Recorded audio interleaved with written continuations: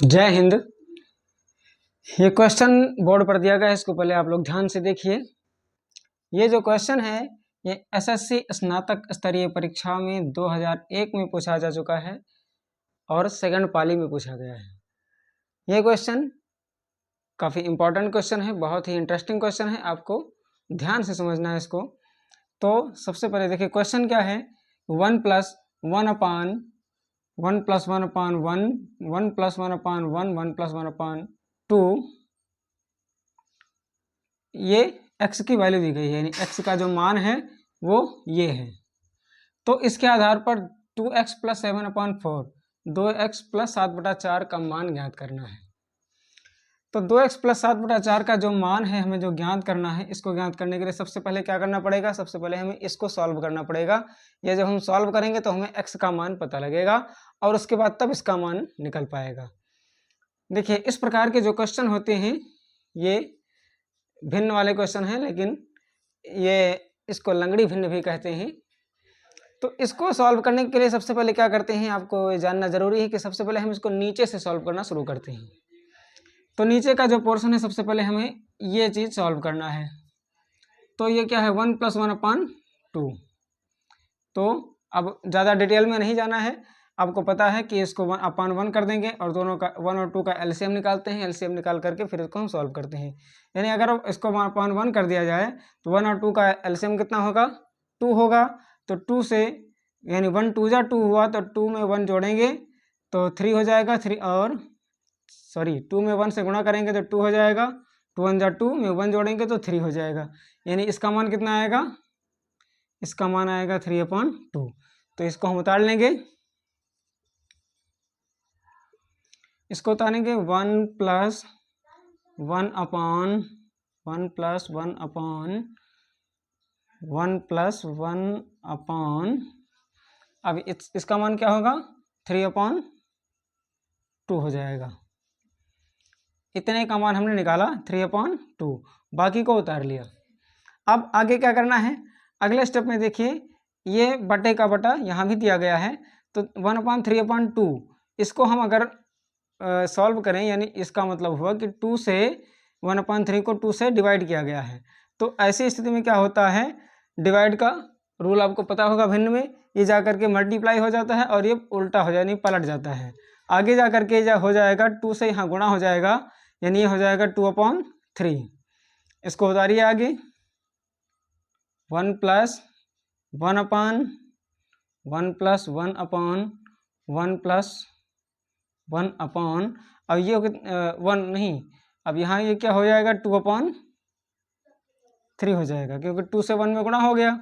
तो 2 1 जा 2 और 2/3 हो गया, 1/2 1 + 2/3 हो गया। अब देखिए अब हमें क्या करना है, अब हमें इसको सॉल्व करना है, इस पोर्शन को।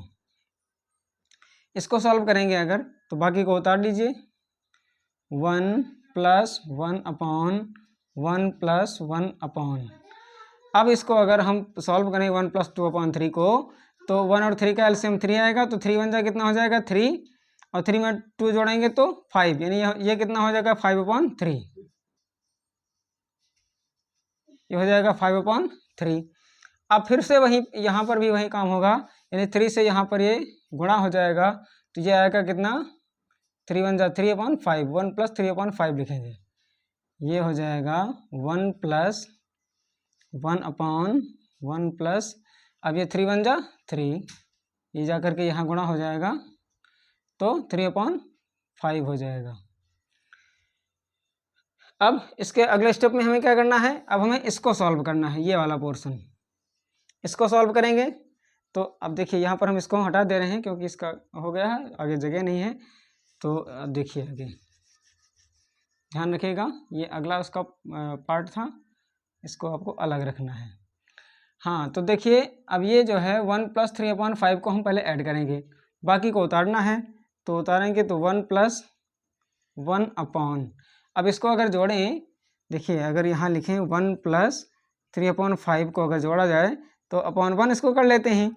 इसके बाद में 1 5 का एलसीएम कितना होता है 5 होता है। तो 5 से इसको गुणा करते हैं तो 5 1 जा 5 + 3, यानी कितना होगा 8/5। तो हमें यहाँ क्या लिखना है 8/5। 5, यानी इसको अगर जोड़ेंगे तो कितना आएगा 8/5 आएगा, यानी 1 + 1/8/5। फिर से वही काम होगा, 5 से जा करके यहाँ, ये जा करके यहाँ इसमें मल्टीप्लाई हो जाएगा, तो अब ये कितना आएगा 1 + 5/8। अब 1 + 5/8 आया है, फिर से इसको हम जोड़ेंगे तो अपान इसको 1 कर देंगे, तो 8 × 1 = 8, यानी एलसीएम कितना होगा 8 होगा, तो 1 8 × 8, तो 8 से इसको गुणा किया तो 8 × 1 = 8 + 5, यानी ये कितना होगा 13/8, यानी इसका मान कितना आया 13/8, यानी इस पूरे जो भिन्न का जो मान है x का वो कितना आया 13/8 आया है, यानी 13/8। अब इस मान को हमें जो ये 13/8 आया है x का मान, उसको हमें यहाँ पर रखना है। तो आइए हम आगे इसके अगले स्टेप पर, इसको याद रखना 13/8 आया था।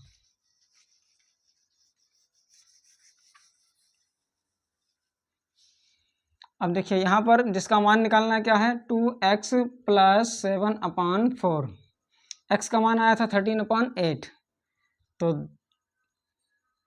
2 × 13/8 + 7/4, x का मान हमने यहाँ पर रख दिया, यही मान आया था ना पीछे। अब देखिए इसको हम अगर गुणा करेंगे तो 2 × 1 = 2, 2 × 4 = 8, यानी 13/4 आ रहा है। तो ये हो गया 13/4 + 7/4, अब ये कितना हो जाएगा 13 × 7 = 20/4, और 4 से कट जाएगा, 4 × 1 = 4, 4 × 5 = 20, यानी इसका जो मान आया वो कितना आया 5, इसका जो मान आया है ये 5 इसका आंसर होगा। तो आई होप ये क्वेश्चन कैसे सॉल्व करना है आपको समझ में आ गया होगा। फिर मिलते हैं हम इसी प्रकार के इंटरेस्टिंग क्वेश्चन के साथ अगले वीडियो में, तब तक के लिए जय हिंद।